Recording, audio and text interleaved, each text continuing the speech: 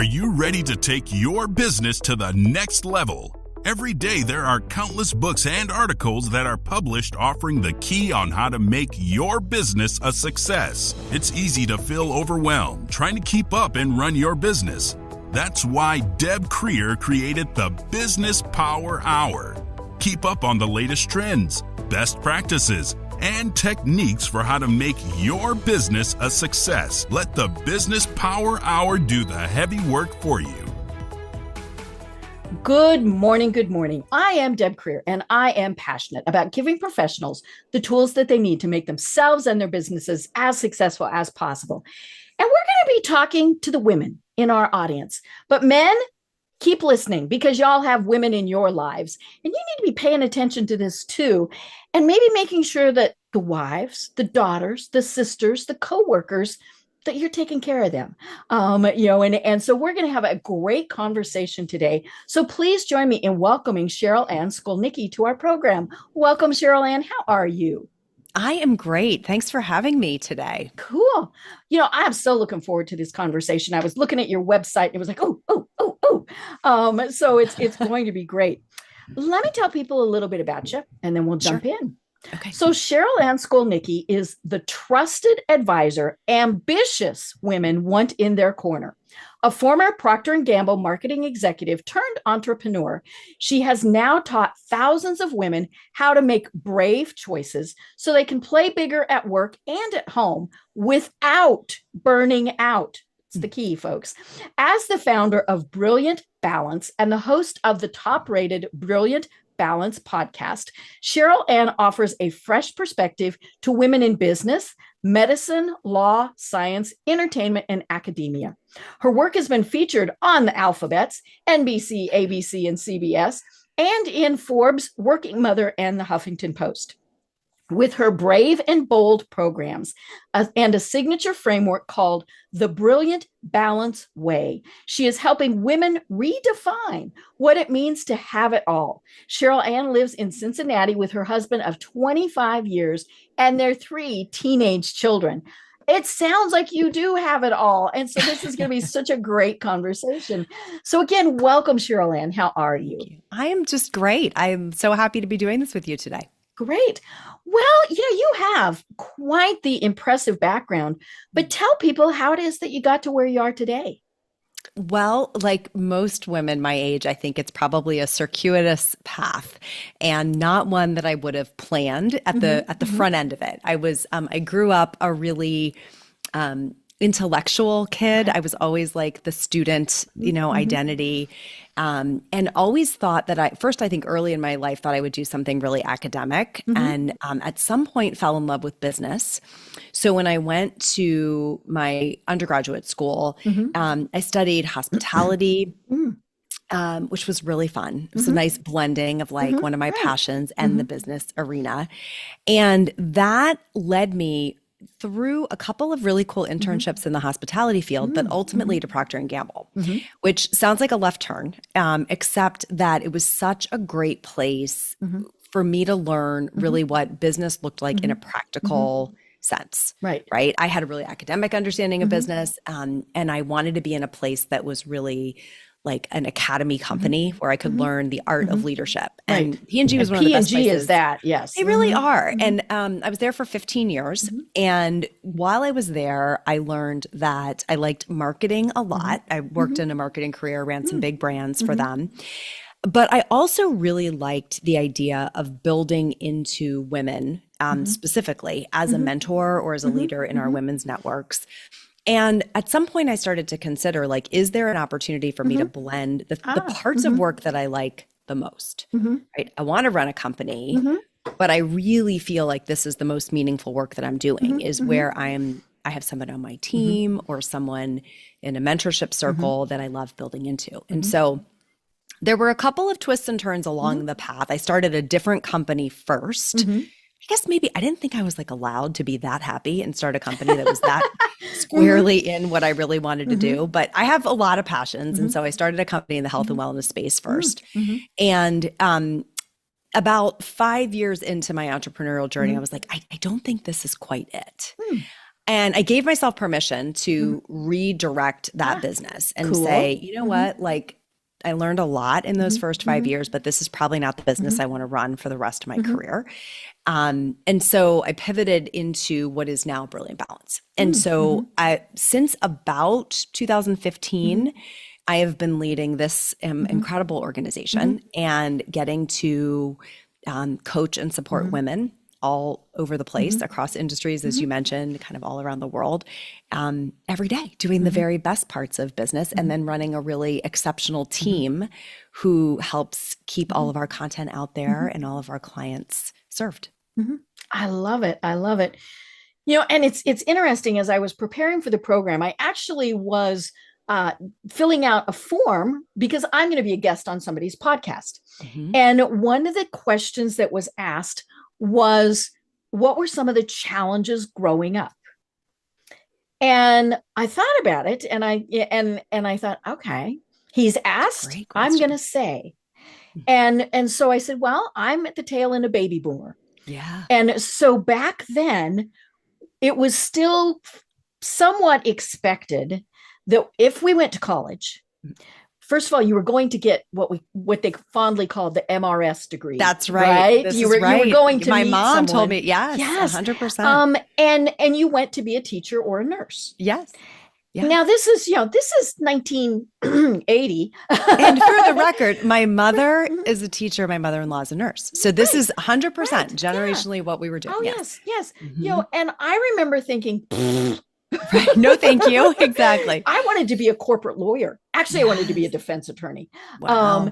And, fortunately decided, before I got too far into college, don't want to do that. But my teachers, my guidance counselor, who was a woman, they had absolutely no idea what to do with me. Right.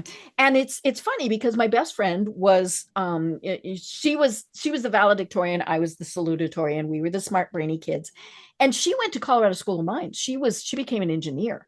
Wow. And so definitely still very male oriented field. Yes. But, we were growing up with that. And I kept having this tune in my head. Now you're way too young to remember this. And so I had to look it up online. You may have heard of it. It's the Angeli perfume commercial. I know this ad. Yes. And I had to look it up. This is like in Bring Home the Bacon. Yes. And so it's a little, and I had to play it, and there's a little bump and grind music, right? Yeah. And it's, I can bring home the bacon. Now this was in the 70s. Yes. So I can bring home the bacon, fry it up in a pan, and never, and she was like, never let you forget you're a man. Yeah. Because I'm a woman. Yes. And then I think she even spelled it out. Wild. Yes.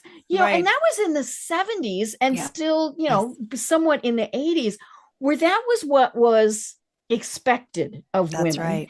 And so they were saying, hey, you can do it all, but. Well, I think that was cutting edge at the time, right? I mean, Yes. I played that ad on stage for audiences, which is how I remembered the reference. I think it's such a moment in time where there is this reclamation of I can be both. Right. But importantly, I am not going to let go of the femininity side of, like, I think that was part of the message. And I think that was kind of the little bump and grind That's music, right? right? Yes. For sure.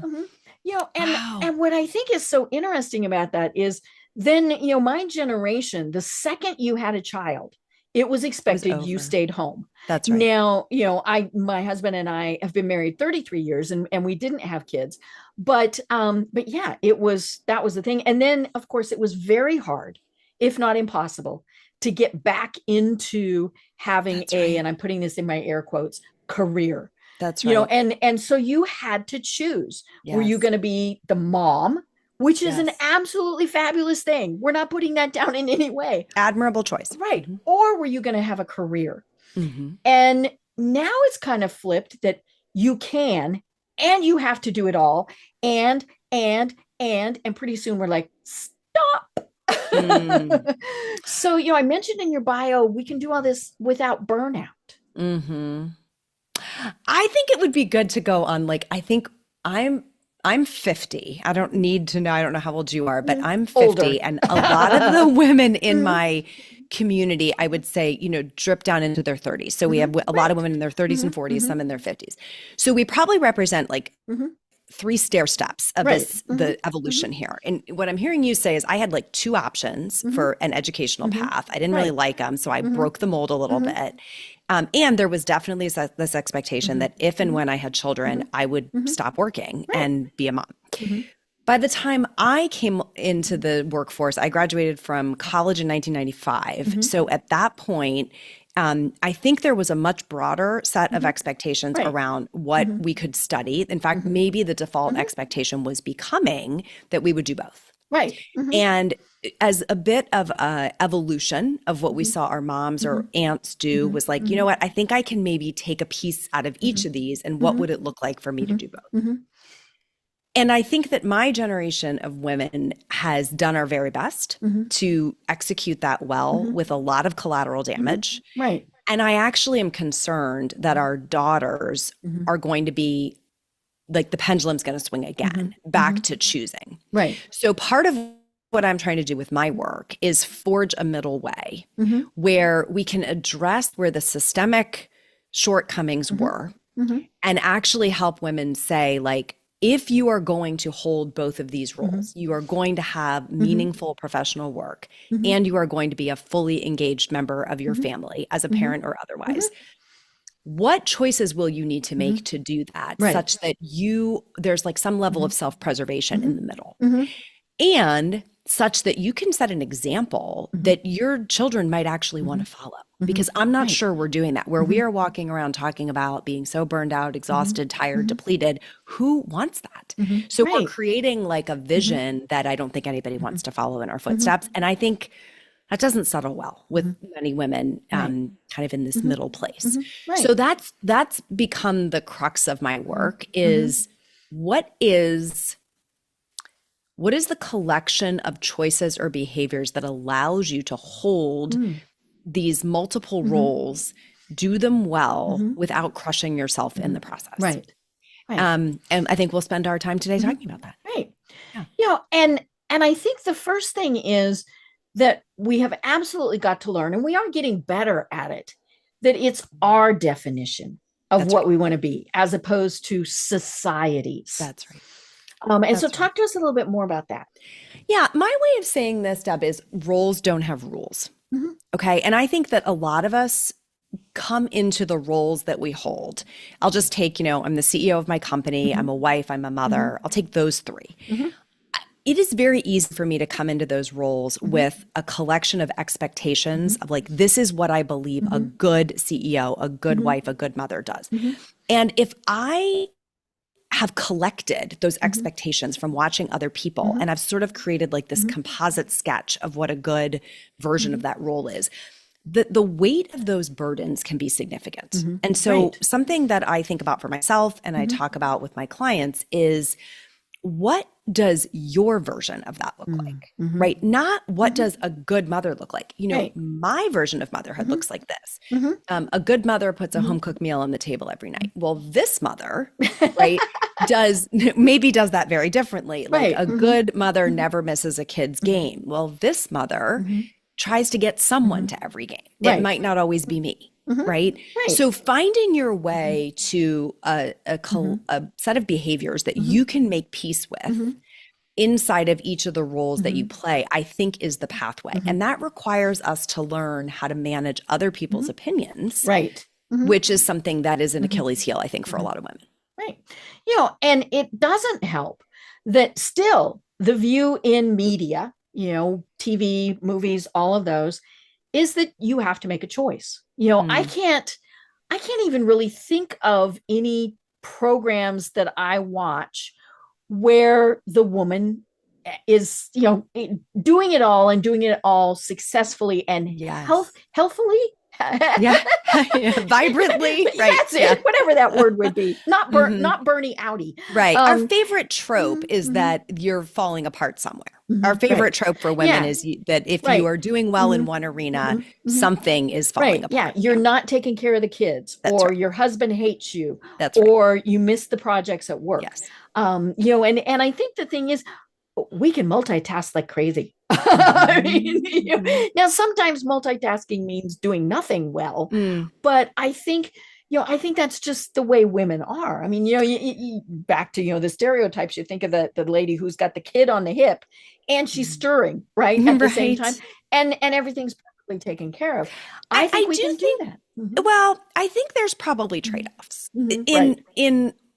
and my belief Mhm. is that we really just want to make peace with the trade-offs, Yes. right? Mhm. So for example, you might not be, let's take the adorable example of like baby on hip and I'm Mhm. making the dinner, Mhm. right? You may say in an era in which I have a child young Mhm. enough to hold on my hip, Mhm. I am maybe not going to hold myself to the standard of Right. being the one at the Yeah. stove at night, Yeah. right? That Hubby there gets may to be a make dinner, chapter, or we've got we've got cereal, a or we've got service, delivery. whatever. Right. That's right. Mhm. So just being able to ease as seasons Mhm. ebb and Mhm. flow, being Mhm. able to ease in and out Mhm. of these expectations. Mhm. Women talk about working out like Mhm. it's just the biggest Mhm. shame spiral that they don't work out as Mhm. often as they want. Right. If we think about what working out looks like Mhm. in different seasons and Mhm. phases of life, Mhm. what I was doing in my 20s as Mhm. a childless woman who Mhm. was working and trying to Right. manage the stress of my Mhm. career Mhm.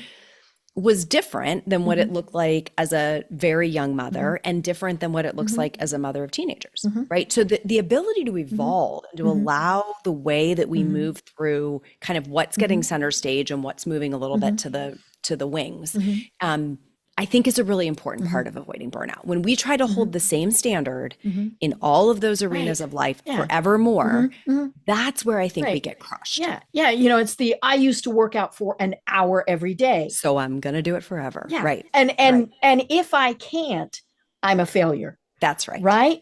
Well, maybe Yes. it means that you go to the soccer game and you walk a couple laps. Yes. You know? Yes.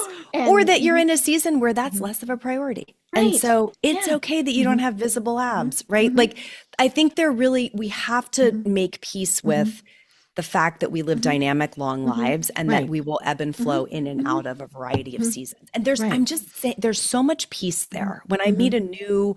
when a woman is like newly introduced to my Mhm. work, that's often Mhm. a radical idea. Mhm. Like, you mean Mhm. I'm allowed to change Right. the way I do this? Mhm. Yeah, you don't need Mhm. anyone's permission but Mhm. your own, Mhm. right? Right. And often there's a lot less Mhm. fallout than we think Mhm. when we really stop long Right. enough to go, is this still Mhm. working for Mhm. me? Is the Mhm. way that I've always Right. done this working Mhm. for me right Mhm. now? Right. Especially because it can switch and be working better. Yes. That's Yes. the thing, is if I don't have to worry about cooking dinner every single night, maybe the times that I do, it's going to be better, or Yeah. I Or am going you'll to have more enjoy it more. time, doing something else. Yeah, Um, that's right. you know, Yeah. and it is hard though. Hmm. Yeah. I mean, look, I think Mhm. that's another thing is we would Mhm. be lying if we said this is easy. So Mhm. sometimes Right. the kind of memeable Mhm. imagery of Mhm. the what Mhm. during COVID, we all had the classic, all the stock photography wanted to Mhm. show like a baby on your lap and you're Mhm. sitting with your Yeah, you're laptop. trying to do your Zoom. Mhm. Guys, it doesn't Mhm. work, right? You No. can't Mhm. really do work with a Mhm. baby on your lap. So Mhm. the idea that, yes, you can say, Mhm. I'm going to cycle in and out Mhm. of paying attention to Mhm. this baby and then Mhm. sitting down and doing this work. Mhm. But if we think like we're going to hold these Mhm. images up where we're Mhm. literally doing Mhm. all the things at the same Mhm. time, I think we're setting false Mhm. expectations that cause a Mhm. lot of pain. Right. Right. Um, so burnout is such a real problem. Mhm. And I think there's a distinction I often draw, which is between overwhelm and Mhm. burnout. Mhm. I think I find more women who are in overwhelm Mhm. than in burnout. And Right. burnout is kind of the effect of cumulative overwhelm, Mhm. right? When you Mhm. stay in overwhelm for too long, Right. it's like time under Mhm. tension Mhm. increases. And at a Mhm. certain point, that leads to burnout. Mhm. So if we can catch it when we're still in Mhm. overwhelm and Mhm. learn how do we move through Mhm. that and get a sort of reasonable collection of Mhm. activities scoped into a Mhm. week, then we can avoid burnout. Mhm. And the good news is then people can stay in their Mhm. careers for longer. Mhm. Their happiness is Right. higher.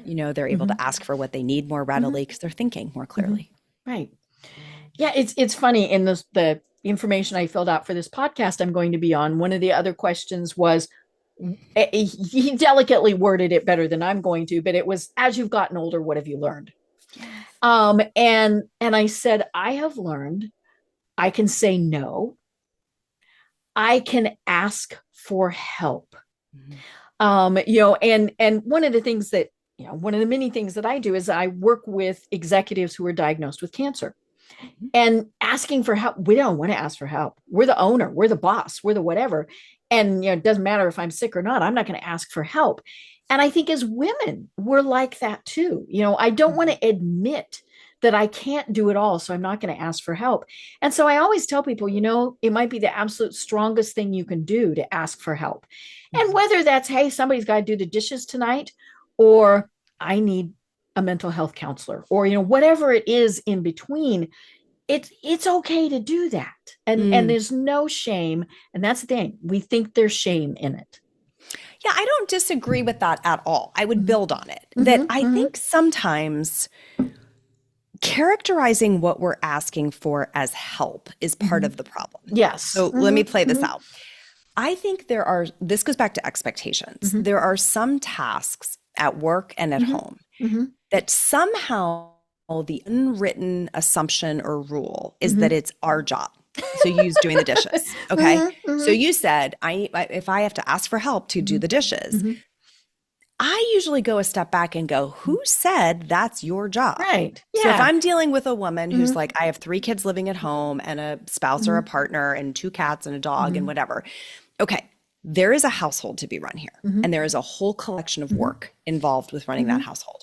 And in my house, there are 5 people living here. And it is all of our job to get that work done so that this household runs, right? Everything from cleaning it to the dishes, to the bills being paid, to whatever. So when we characterize that as women's work, that's my job, and now I have to ask for help, we feel like we're a loser. Right. But what if we're actually the orchestrator of that work? Right. Now we're the leader, right? We're not a loser, we're the leader. So we're saying, okay, you're going to do this week, and you're going to do this week, and you're going to do that. You're not helping me with anything. Right. We're assigning the work. It's a team. It's a completely different frame though, Deb. Because so often the paradigm, even in a workplace, is like, oh, I have to get somebody to help me. Do you? Or is it not actually your job? Right. It's the job Can it be somebody else's? Yes. Right. So now I'm delegating or I'm outsourcing or I'm, assigning. Those are verbs that are a lot more powerful. And I think sometimes we want to dance with those. And if we're saying, oh, now look, and asking for help, true help is great. But I think sometimes things get miscategorized. Right. Well, and sometimes it's like we're still the supervisor of it, right? I'm going to watch how you load that dishwasher, and then I'm going to criticize it. Yeah. We like control a whole bunch. I know. As you were saying that, I remember way back when I worked in corporate America, I had a job and I was the only woman there. All men, really, really smart men. We were computer programmers. They were computer programmers. I ran the office, right? And I would get so annoyed. I would go into the kitchen and there'd be everybody's dishes, all this stuff, because it was woman's work. And I was like, no. And so correct. I put up a sign. And it said, I am not your mother. I am not your wife. Do your own blankety blank dishes. To a man. And they ranged from, college to 50, 60 years old. They came and apologized. I bet. And, and I said, I don't mind, or maybe it's that we take turns. You do Monday, you do Tuesday, whatever it is. But they just assumed it was someone my job. Someone would take care of them. Right. And of course, the problem was I let them get away with it for quite a long time. Like you said, it's kind of the overwhelm. And I don't know what it was that finally set me off. You had a bad day. But Deb, it's still happening. That I think the argument of the invisible labor that women do in workplaces that is unpromotable, it's invisible, is the thing that is often keeping them from being able to do the truly visible, lauded work that gets the promotion, the raise, the accolades. So I think I wish I could say that was over. It's not. I'm still having those conversations with women today about being the person who's ordering the lunch, taking the notes, cleaning up the room, because we're such good caretakers and we're socially conditioned to be good caretakers and we feel like we're being helpful. We see the need. Yeah. And so we take just like we do in every environment. But I do think that it's a good cautionary tale to say you can hold a boundary on what you are willing and unwilling to do that's truly unpaid, invisible labor. Yeah. There are several organizations that I volunteer for that I've been doing a lot for several years, many years. And I'm tired of it. I'm just tired of it. Yeah. Now, I fully realize that the reason that has been happening is I've been putting my hand up saying, I'll do it. I'll do it. And a big part of it is, can somebody else do it my way? Control. Right. And like this podcast for, I don't know, half of its life, I did everything. I mean, that's just kind of the way a lot of things. And then I finally thought, I don't need to do that. And so I have this absolutely wonderful VA, and she lives in New Jersey. It's really funny. We've been working together 5 years. We've never met in person. Yes. But, I told her, here's the way I've been doing it. Make it your way. Because, she, and when I came to the realization that, oh my gosh, not only could it be different, it might be better. Right. And, every once in a while I might say, how do you do this? Or how do you do that? Or I'll say, oh, I saw this. What if, could we incorporate it? Things like that. But this is your job. I trust you, and I'm not going to micromanage you. Yes.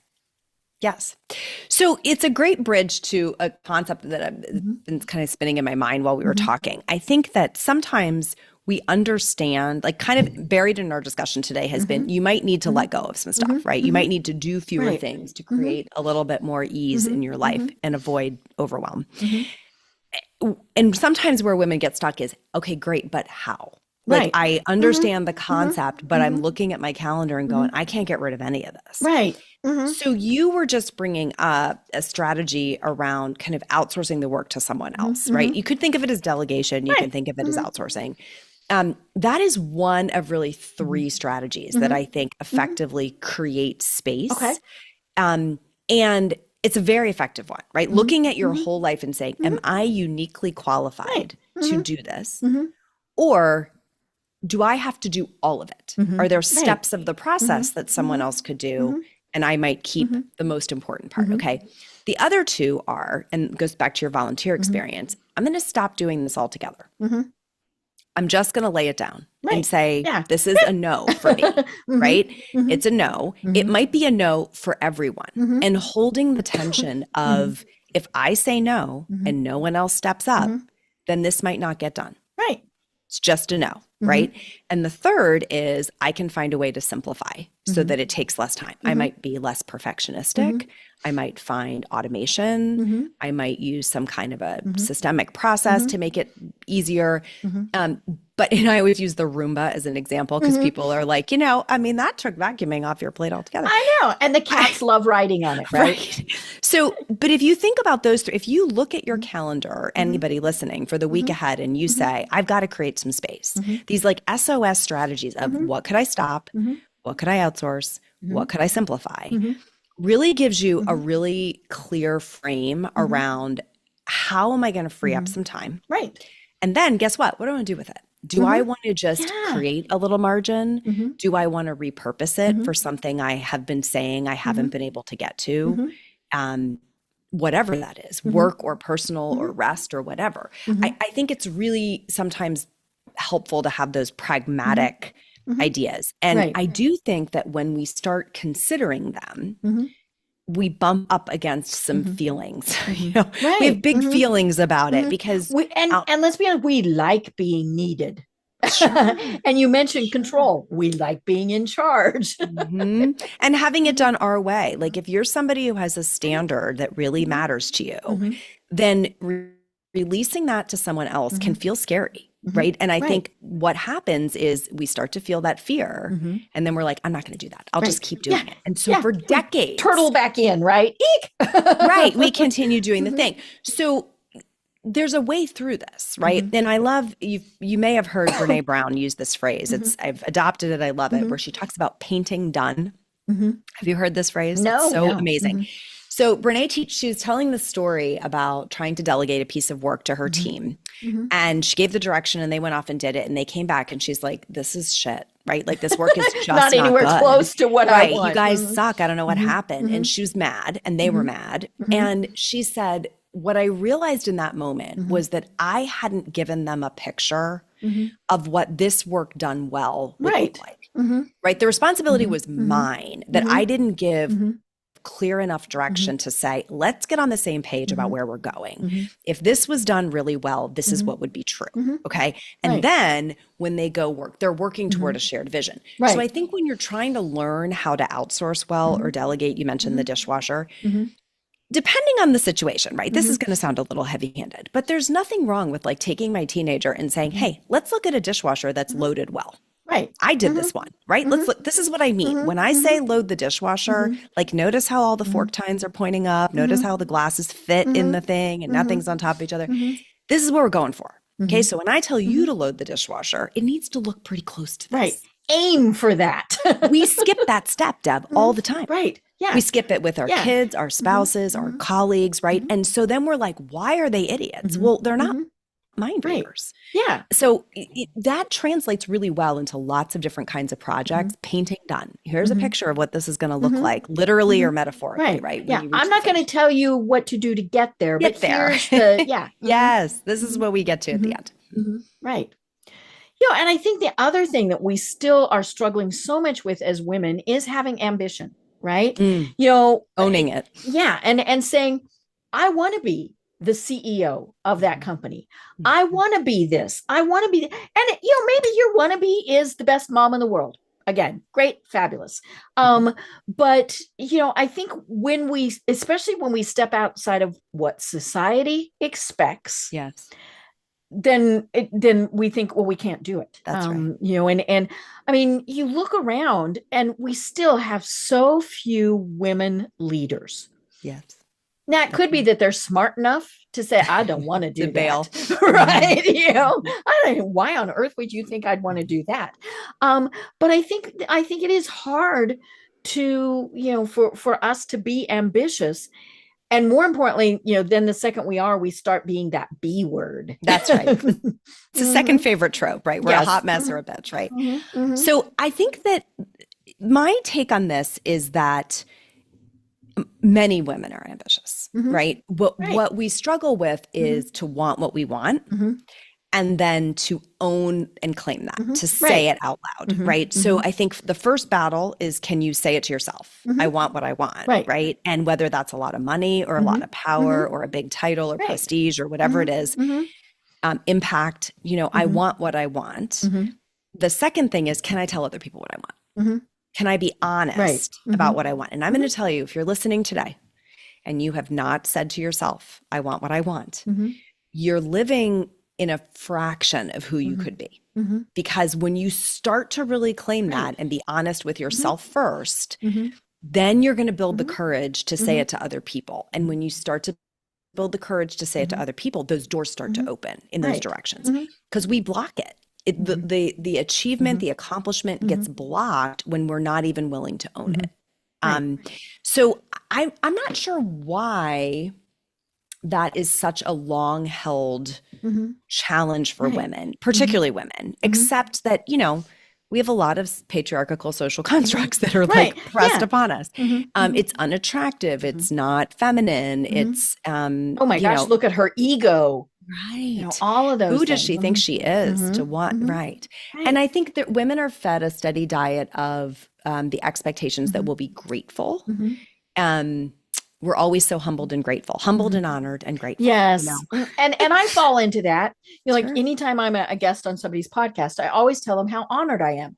I really am. They don't have to pick me. Sure. You know, but you know, there's also the humble, right? That, oh, I'm so honored to be here. Right. And the balance is probably, you know, you're going to add value. Right. Like you're there to have that conversation because that person saw value that you're going to add to their listeners and you're there to bring it. Right. So if there's this kind of like extra layer of too much humility, then you can't even sit in that seat of being ready to like offer a lot of value to the listener and share what you've learned, right? You've amassed a ton of knowledge over the decades that you've done this work.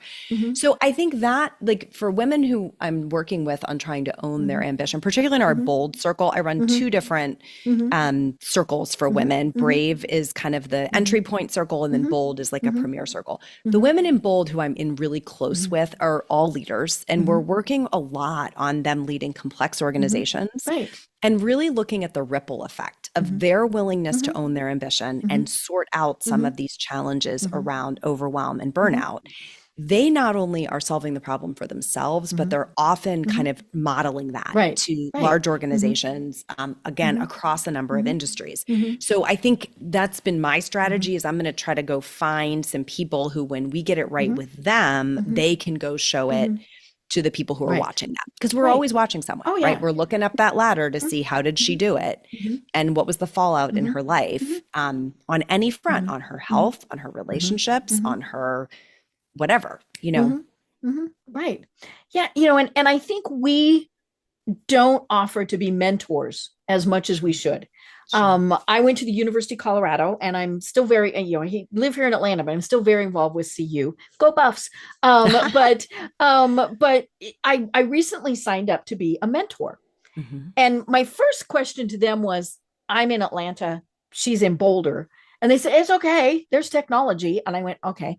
And I met this young girl. She's 18. She's a freshman. It's awesome. Oh, she's beyond awesome. I mean, she is the first generation to go to college student. Yep. And all of these things. And it's so fun because she hasn't decided what her major is. And I've told her, that's okay, honey, you're a freshman, right? You don't have to decide that. Or you could decide and change your mind 15 times. There's really, until you get to that last semester, you really don't have to nail it down. But, one of the things that I do with her is I find the inspirational sayings. And I send them to her because she likes text, right? She's that generation. And either Sunday night or Monday morning, I send it to her. And I say, I know you're going to have a great week.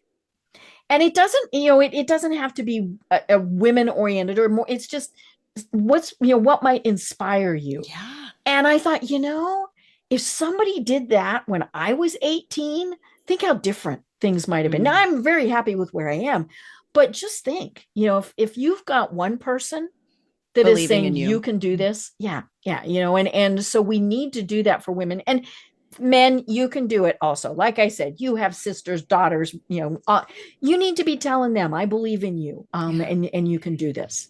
Yeah, I think we all need it. I think you'd agree with that, Deb, that like everyone would benefit from mentorship and encouragement and support. I think I'm a words girl. I'm a big believer in the power of words. I think the right words find their way to me at the right time. So having like mantras and sayings and verses that I keep in front of me is super powerful. We have all of our clients do it. The what are the words you're going to keep in front of you in this season to really guide your actions. And I think just being on the lookout for them. Sometimes it's just like it's a lyric in a song or it's a passage in a book that really speaks to me. I love that you're passing those on to her. I think that's great. And I think, we can encourage, whether we're peer mentoring, whether we're looking for very young people in our organization. The thing I would say to the listener is, even if you don't think you're doing it consciously or intentionally or formally, people are watching you. Right. If you're in a position of leadership or you have a personal brand and you are visible, make no mistake, like people coming up behind you are watching what you are doing and your actions will speak as loud as your words. So I think it's important that we recognize that. I know that was true at P&G. I was always watching and benchmarking the women who were on stage on the panel, and you really wanted to know. I was so curious about what their life was like behind the scenes. I do that all the time. Sanitized what are they like story. at home? Yeah. Or, what are they watching on? Are they watching a show? Are they watching The Diplomat? Because they probably should be. But that, that whole like curiosity, I think it's one of the things I love about podcasting is you get to ask those questions of what does your life actually look like? Right. Not the kind of talking points version, but the day in and day out life, Yeah. Right. And as we were talking, I thought it needs to go both ways too, right? Maybe there's that woman who is the leader who nobody ever sends her inspirational things because she's the leader, right? Or tells her she's doing a good job. Right. Yeah. Just what would happen if you did that? If you just said, hey, Cherylanne, great job today. I think this is fantastic. I saw this meme, and you're right. It's weird how we get these things. When I was first diagnosed with cancer, somebody sent me this thing. And for those of you who are listening, I was diagnosed initially 10 years ago. I've hit my 10-year mark. Yay! Yay. But somebody sent me this thing, and it says, "Fate says to the warrior, you cannot withstand the storm." And the warrior responds, "I am the storm." And I have warrior tattooed on my arm. So good. There's all sorts of things. But the thing that I also really latched onto, and you do this, and so I really want to talk more about this, is the fact that a warrior never stands alone. Never. There's always a tribe. And you have these fabulous communities. And so tell me more about those. So, and tribes is such a good word. It's weird how when you build a community, for me at least as a community leader, I thought about like, what will these women call each other? And tribe comes up a lot, and so does sisterhood. And I think those are very strong words that I would never have assigned. But the fact that they bubble up from the community is so telling. Right. Thanks for asking that. I do. This has been a big evolution in Brilliant Balance. When I started the company, I was very focused on content and coaching. And so I actually, in reverse order, I started with coaching, like one-on-one. I'm going to work with women one-on-one. Then I was like, there are common pathways here, and I'm going to need some content or I'm going to lose my mind saying the same thing over and over again. So I built some pathways around content that I could give everybody. And what was a very happy accident was that they started wanting to know each other. I was coaching everyone individually. And there was this kind of organic desire. I would reference like, oh, I was coaching someone else, or I had this other call, and they wanted to know each other. Right. And so fairly quickly, I built like what I called at the time Inner Circle. And I was graduating people out of the program into this like community for the first time. Today, that's two communities. There's a community called Brave and a community called Bold. And what happens inside community is so powerful because you find a group of people that are on a similar journey, right? They might be in a different geography, a different industry, a different life stage, but there's the commonality is we are going to adopt kind of the operating practices of this group. And so inside of Brave, it really is about courageous choice making. That is a group of women who have said, I think my life can be better one choice at a time. And I have to get better at making those choices. First of all, I have to recognize that I have them, that I have choices. Right. Then I have to have the courage to execute those choices. And I have to be consistent about it, right? I can't just like make one choice and then get scared and stop. So being in community, I think, is the thing that anchors them to each other. There's a lot of crowdsourcing of best practices, encouraging each other, just like you were saying, checking in on, hey, you said this last week. What do you? Right. So that accountability is really important. Yeah. And I think over time, if for anyone who's considering joining a community of any kind, I think the value compounds over time, right? We're in a culture where we love free trials and we love to dabble in things. And there's value in that. There's value in being able to dip your toe in a community and see, is this for me? But if it is, I feel like the longer people stay, the more valuable it becomes because the relationships strengthen. And you're no longer at this like small talk, surface level relationship. You're actually doing life with people. Things are happening, right? People are getting promoted. They're going for, they're moving geographically. They're changing their relationship status. They're having kids or graduating kids. Like so many things. People are getting sick. And we're walking all of those chapters of life together while still trying to keep this through line of how do I keep myself making really courageous choices so my life gets better and better and better, right, over time. So I think the community is a really powerful way that we do that. Coaching matters. It's important to have like an expert or a trusted advisor in the room. And that's the role I play. There's two other coaches there with me. But I think the community itself is really exceptional. Right. And there are, there's networking groups, there's things like that we belong to. And those are great too. Yeah. But this is at a different level. And I belong to one, and it's kind of a combination mastermind group, all sorts of things, and that, I mean, that's the thing, is it evolves as we evolve. Of course. Right. And, we've been together long enough, and it's all virtual, and so we're on Zoom. We can pick up by somebody's body language on Zoom if something's off. Right. Right. Yeah, for sure. And just things like that. And, and there are times where, we have a Facebook group and then we text and we'll put in there, I need somebody to talk to. Yeah. And, boom, boom, boom. And answer. sometimes, and sometimes it's like, oh my God, I wish I could, I got a deadline I got to meet, and things like that. But it's a different level. And I do think it happens different because it's women.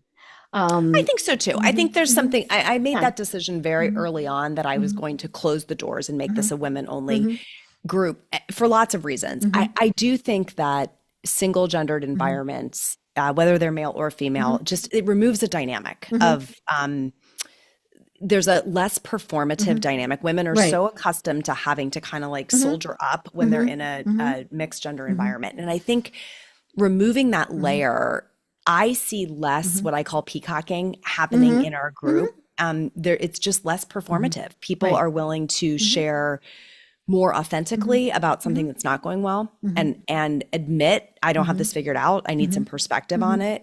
And when we constantly feel like we're being evaluated, we won't do that. So that psychological safety that gets created in an all-female group, I think is really important. Right. And the same thing goes for men. Sure. I think that, in a lot of cases, they're going to do the peacocking, right? They want to show I'm the man, I'm in charge. Heaven forbid I show any vulnerability. And it's like there's a time and a place, right? We want to be in mixed gender environments at work. We got to learn how to work together. And like I said, networking groups, things like that. But these are special kind of a place where we're doing a very particular kind of work. And I wish it weren't true. I wish we didn't need that in order to feel that freedom. But I do think it's a little bit more homogenous, creates the right environment. Right. Yeah. I mean, even if you're just saying, and say you've got a mixed group and you're saying, I am just, as a woman, it's so hard for me to take care of the kids and do this and do this and do this. And let's be honest, many men, now it is changing. It is. They don't have any idea what you're talking about. Wait a minute. You drove 4 different places today, taking kids somewhere. Yeah. Couldn't they? And Uber? there's this is true. There are exceptions. Right. I know more men of late who play what I call the default parent role, right? That what you're describing. And it is, yes, stereotypically women are playing that role. The men who I know who do play it probably need their own group of other men who play that, the Mr. Moms. There's a relatability of them saying, for whatever reason, I am better suited to, more willing to, more capacity to be the default parent. And therefore I am the one carrying the burdens of this both. And I would even say, like, I'm an only child, but I have younger cousins, like 10 younger cousins. And I'm watching them parent their families with a much more egalitarian split between the two spouses. And it's interesting to watch that dynamic in just 10 years forward really be more egalitarian. And I think we definitely see that with, the baby boomers. We had our very specific roles. And then there was Gen X. Right. That's us. Yep. Yeah. And it started, and, now it's down, I think in a lot of cases, especially with millennials and alphas, I don't know. I mean, they need Z, my kids are, a lot of times when I see them, they don't see gender, and there's a whole nother discussion with that, but they really don't see gender roles. That's right. I can cook. I can do this. Right. I can do that. It's more skill based. They're splitting based on skills and interest versus gender, which is probably a lot more appropriate. Right. Yeah. And there's nothing wrong with the guy saying, I love cooking. I'm going to fix dinner every night. That's right. That's right. And I love that we're evolving into that, but it is a little bit, and I think we are seeing though that there maybe is some pullback, like as you were saying earlier, that, we might be defaulting back to some of the older ways. There's definitely a movement underway. And I think, what I am trying to encourage the younger women in my life or my community to think about is again, roles don't have rules. Right. You can decide, but I don't want the default to swing, the pendulum to swing all the way to, Right. it's so impossible that I have to choose. Right. So I think we have a spectrum of choices from, Right. I'm going to fully devote myself to parenting for a season, right? Potentially, or forever. Or I'm going to fully devote myself to work. Those are the two ends of the spectrum. Right. Where you move that slider scale has a lot to the choice. Right. And so you may, over your lifetime, slide that slider scale to any place on that spectrum between fully at home. I mean, I took 2 full year maternity leaves with 2 of my children and was fully at home for those years. And it was, they were good years. I'm glad I did them. The third, I had already left and was starting my company. So it was slightly different, but that devoted time with them, I really appreciated being able to pull the slider scale. I had less than full-time arrangements for a number of years. And really early in my entrepreneurial career, it was less than full-time. And then, now it's slid further as the kids are older. I have more space to do this. Right. So, but it's vacillated truly over the entire course of my career. It's interesting. I saw a headline not long ago, and this was on USA Today, so not something wonkadoodle, that, now one of the terms that they're saying is the trad wife. I was like, well, what's it? And, and of course I looked it up, and it was traditional wife. That's right. And the headline, and it was, is Taylor Swift going to be a trad wife? Yes. Okay. Taylor Swift, okay, whatever she wants to do, right? She wants to do that. That's perfectly fine. But I would also be going, wait a minute, she makes more money. I think she'd be a very special kind of trad wife. Yes, but yeah, it was something where it was a negative, this person is going to be a trad wife. Okay. You want to be a traditional wife, a traditional spouse, a traditional whatever. That's okay, as long as it was your choice. Yeah. I think that particular term is carrying some political connotations these days, but I think the concept again of this pendulum and the belief among this youngest generation of women that I may need to choose fully to be in one versus the other. Is there a kind of societal construct that works better when I am fully in this role? And again, what are we basing traditional on? Based on which era in history? Do we really have traditional? Right. This is a long discussion that I love Katie Gatti-Towson's take on this, but the idea of we're kind of looking at the 50s as sort of where was traditional. Right. The Leave It to Beaver and, But if we go back further and say, well, what about the eras in which women were working, right? You just, the further you go back in history, that where is the definition of traditional really anchored, I think is important. Right. And I'm not sure, I think my personal take on this would be, I'd like to just lose the word traditional or normal, right? Yeah. It's very personal. What is your version of being a woman, really, in all of the manifestations of that? And that there's not a right answer. There's an authentic answer. How do I align my behaviors, my choices with what feels really authentic to me as a unique individual? Right. Yeah. And as you said, it's our individual definition. That's right. What works for me is not going to work for somebody else. No. And I try, and there are times where I get a little judgy, right? Where we fall into that. But it's, just because it's not the way I would do it, it works for them. And so who am I to be going, ew, what do you mean you do X and Y and Z? And that is hard. I think the path through is curiosity. Right. Right. Yeah. When we feel like we're all going to be susceptible to judgment. And I think the path around it is curiosity. Tell me about that choice. Right. Why did you make that choice? Yeah. How is it? And I'm so interested. Again, what's it like? We might find something really cool, maybe they'll just say, I have this phenomenal organization program, right? Or I get my meals delivered by so-and-so, and all of those things. But yeah, it's our definition. I remember many years ago, our 10-year high school reunion. Now, I had a class of 32. 32. Oh, gosh. That's awesome. 16 boys and 16 girls. It was really funny. But I was, of course, one of the organizers, right? Big surprise. And one of the other people wanted to, you always give away who came the furthest awards, whatever those things are. And she wanted to do who's the most successful. Now, I would have been 28 years old. And I remember looking at her and saying, by whose definition? Right. How would we ever guess? Right. And her definition was strictly money. Yeah. Who is making the most? Let's call it that award. Who's making the most money? Yeah. Right. And I said, okay, first of all, how do we know? Because I'm not going to ask that. And I said, and who's to say that the person who has been married twice already, has 3 screaming kids, but is as happy as can be, isn't the most successful? Right. And she just looked at me. I mean, she was, because for her, you were a little more evolved. Yeah. Her definition was money. Sure. And that was perfectly fine. But yeah, it was like, no, now I could not imagine the being divorced twice and having 3 screaming kids. And that, just out of my realm. But, we see people like that all the time where we immediately think, and then it's like, oh, cool. How are they doing that? Right. Yeah. Curiosity, powerful way through.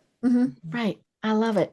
Well, oh my gosh, we are at the top of the hour. This is so much fun. And I would love to continue this discussion. And so, we'd love to have you back on.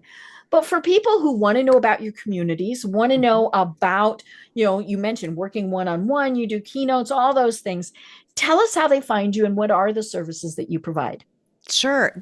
I think the easiest place for people to do is just Google Brilliant Balance. Like that's the shortcut. Okay. The website is brilliant-balance.com. But if you Google Brilliant Balance, you're going to find it. I think that the entry point for people is probably the podcast. So I have a podcast too. It's very easy to find from the website, I think, or any place that you listen to podcasts. It's and that's always a great resource. I'm big on pushing podcasts. Free, easy. You listen to this one, you can jump over to that one. It's a good way, I think, to get more about my point of view. What am I teaching about? People often will get on a call eventually and say, wow, you are just like you are on your podcast. That is, I take that as a compliment. From there, the next thing is really the Brave community. So if what I say resonates and you're listening today thinking, I need to be with this kind of community, these are the problems I'm trying to solve. Right. Brave is a really easy first step. You can go on the website /Brave. And we'll put a link on the show notes. Easy place to find that. We are really committed to that particular community right now, building that out dramatically. We have a lot of great content coming into that community. And then from there, you can kind of jump in and explore all the other things that we have available. I love it. And you've got lots of great resources and everything. So I encourage folks to check out the website. We'll also have a link to your LinkedIn profile. Great. I know that, so many of us in the professional world, we're doing more and more LinkedIn, which is not a bad thing. But yeah, I mean, this really has been a great discussion. And I hope that it made people go, whether they're thinking about themselves or others or, all of the above. I think that's going to be good. Until we have you on again, do you have any final thoughts that you want to leave everyone with? My favorite, when I get asked this question, I think the one thing I would impress upon the listener is if you are in a stage of life where you feel like you don't have a lot of choices, right? Where you feel like I'm on autopilot, it is what it is, I am just kind of trying to tough it out and survive this chapter, I would really invite you to reconsider that paradigm. And I think that my community is a great place to do that because it is my belief that almost everything is a choice. We have far more of them available to us than we exercise. And when you look through the lens of choices and having options, so many possibilities open up that you just might be overlooking today that really can make you fall in love with your life like all over again, and really fulfill your potential in ways that might not seem possible from where you are today. So I would bring it back to that idea of choice. Oh my gosh, I love it. I love it. Well, I'm Deb Creer. I've been having so much fun chatting with Cherylanne Skolnicki. And until next time, everyone have a great day. Tune in for our next program for even more trends, best practices, and techniques for how to make your business a success. The Business Power Hour, hosted by Deb Creer, is proud to be part of the C-Suite Network.